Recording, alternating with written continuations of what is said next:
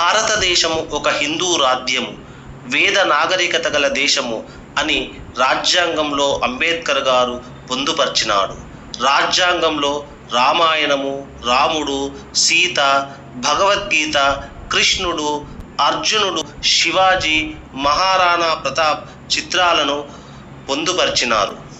తర్వాతి కాలంలో 1976లో ఇందిరాగాంధీ ఆ చిత్రాలను అన్నింటినీ తొలగించి భారత్ హిందూ రాజ్యం అని తొలగించి సెక్యులర్ అనే పదాన్ని జోడించింది. అంబేద్కర్ రాసిన రాజ్యాంగాన్ని ఇందిరాగాంధీ మార్చేసింది. అలా మన వేద నాగరికత ఆనవాళ్లపై విదేశీ శక్తులు మరియు స్వదేశంలో విదేశీ భావజాలం ఉన్న రాజకీయ నాయకులు దాడి చేయడం వల్ల సంస్కృతి నాశనం కావించబడినది.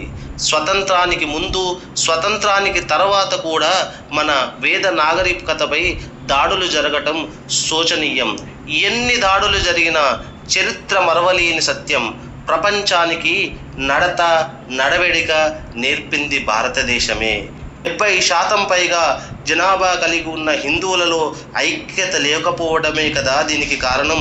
ఇప్పటికైనా మనలో చైతన్యం రాకపోతే మన భావితరాల భవిష్యత్తు అంధకారంలో పడిపోతుంది.